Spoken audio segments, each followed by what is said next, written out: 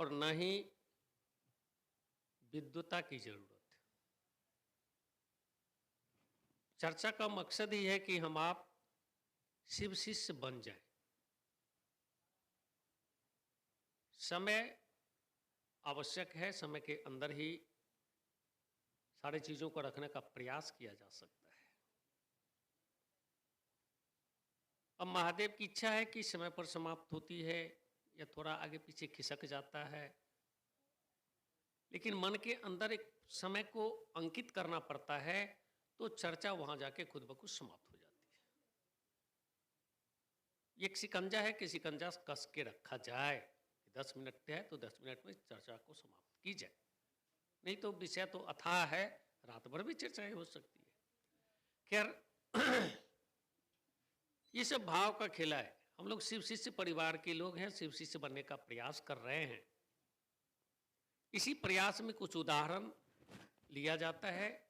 हम आप एकत्रित हैं यहाँ, हर एक व्यक्ति मन के अंदर उसी शिव को जगाने का प्रयास कर रहे हैं, और इस जगाने के क्रम में कुछ आंख के सामने जो दिखाई पड़ती है, ये भी उदाहरण बन जाता है।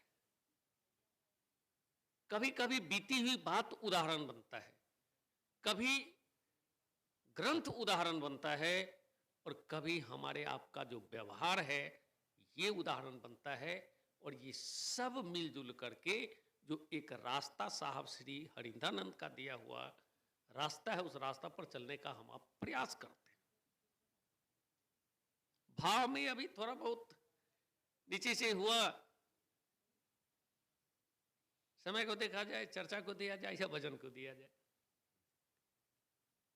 हम आप प्रयास करते हैं कि समय समय के अंदर हो, तो थोड़ी घबराहट होती है, लेकिन घबराहट को थोड़ा छोड़ के हम लोग चलें मूल तत्व की तरफ, मूल उद्देश्य की तरफ। 2 से 3 मिनट हृदय स्थल पर महादेव उतर के और हमको शिष्य बनने के लिए प्रेरणा दे दें, शिष्य बनाने के लिए उनका आशीर्वाद मिल जाए, चर्चा का मूल मकसद यही है। अब चर्चा करके हम शिव शिष्य बन रहे हैं कि नहीं, इसकी पहचान हम नहीं बता सकते। कारण मेरे अंदर क्या सद्गुण है, अवगुण है, दुर्गुण है, ये दूसरे लोगों को पता चलता है, खुद को पता नहीं चलता है। और जो कोई देख रहे हैं हमको, सुन रहे हैं हमको, वो हमको बता सकते हैं कि आप में शिव शिष्यता है या नहीं। हम तो अपने मन से प्रयास करते हैं। कुम्हार मिट्टी का बर्तन अपने मन से सुंदर बनाता है, लेकिन खरीदने वाला अपने तरीका से उसको सुंदर समझ के खरीदता है। तो हम आप भी माध्यम मात्र हैं, हम आप निमित्त मात्र हैं। करने कराने वाली कोई और शक्ति है, जिस शक्ति के माध्यम से हम आप शिव शिष्य बनने का प्रयास कर रहे हैं। सबसे पहले तो अपने आत्मा को निर्मल रखें।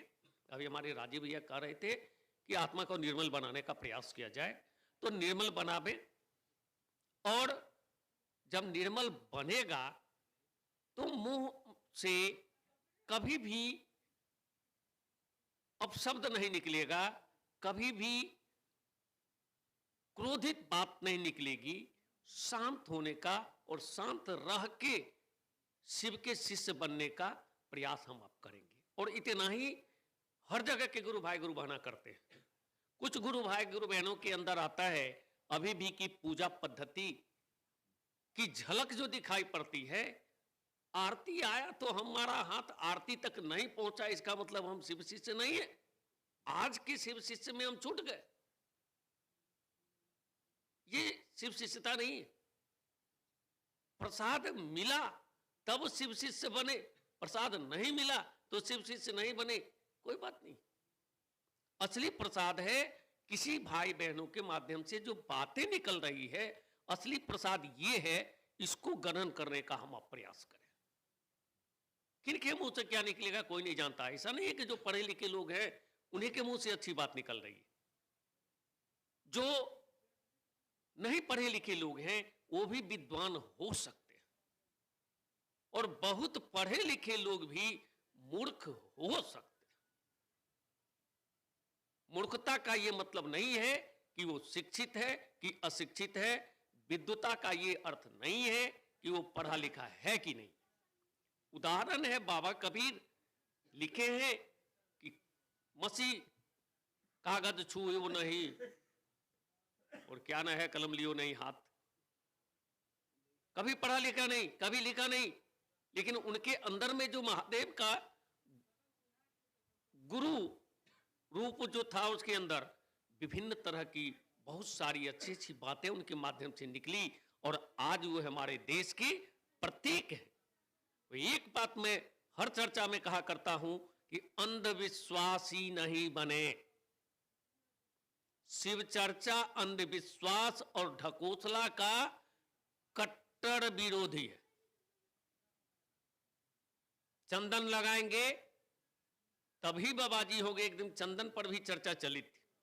हमारे कुछ भाई हैं, हमारे सुनते होंगे, सौदागर भाई एक पंडित जी को बुला के ले आए थे, बगल में चर्चा हो रही थी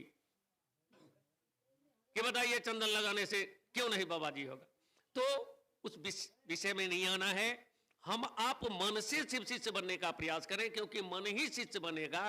मन में ही गुरु है, और मन के अंदर के गुरु मन के शिष्य से अगर मिल करके एक शिव शिष्य का व्यवहार चरित्र बना लेता है, तो यही शिव चर्चा का मकसद है, और यही असली शिव चर्चा है। तो हम आप चले, महादेव के शिष्य बनने का प्रयास करें। सफल होंगे नहीं होंगे चिंता नहीं करना है। मन में सोच लेना है कि मैं शिव शिष्य हूं।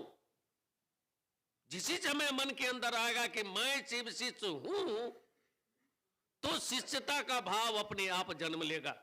अभी कुछ बातें हो रही थी कि देर क्यों हो गई। मैंने कहा कि पढ़ रहे थे, विद्यार्थी बन रहा था। मैं पेशा से शिक्षक हूं, तो विद्यार्थी तो बड़ा आशा लगा के मेरे पास आएगा ना कि हम जो सवाल गुरु जी से पूछेंगे, सर जी से पूछेंगे, वो बता देंगे। और सर जी के पास नॉलेज ही नहीं रहेगा तो विद्यार्थी को पढ़ाएंगे क्या। तो इसलिए शिक्षक को भी विद्यार्थी बनना पड़ता है। और विद्यार्थी ही बातें आई थी, बहुत ही अजीब बात है। कभी कभी तरंग, बहुत अच्छी अच्छी तरंग आती है कि मास्टर को विद्यार्थी जन्म देता है। कबीरदास की बातें आ गई, मास्टर साहब विद्यार्थी को जन्म देते हैं, ये बात तो समझ में आती है। लेकिन विद्यार्थी मास्टर साहब को जन्म देते हैं, ये बात समझ में नहीं आती है।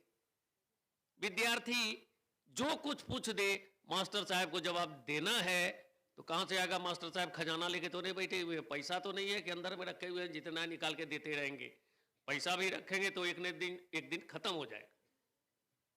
तो ज्ञान हासिल करना, विद्यार्थी बन के ही गुरु कोई बन सकते हैं, गुरु बन के विद्यार्थी कदापि नहीं बन सकते। तो इसलिए हम आप पढ़ने के लिए आए हैं महादेव से। एक अच्छे समाज का निर्माण करना हमारा मकसद है। एक शिव शिष्य परिवार बनाना हमारा मकसद है कि बुराई दूर हो जाए, अच्छाई आ जाए। शिव कोई वस्तु नहीं है कि कहीं जाके उठा के ले आएंगे। उनको मन के अंदर का शिष्य, मन के अंदर को गुरु को ढूंढेगा, और तभी जाके हम आप शिव शिष्य बनने का प्रयास कर सकते हैं, शिव शिष्य बन सकते हैं। हरिंद्रानंद ने कहा कि मैं शिव शिष्य हूं कि नहीं मुझे पता नहीं, मैंने प्रयास किया कि शिव मेरे गुरु हैं, और बातों बातों में इतने लोग उनके अनुयायी हो गए। प्रयास वो भी कर रहे थे, प्रयास हम आप भी कर रहे हैं।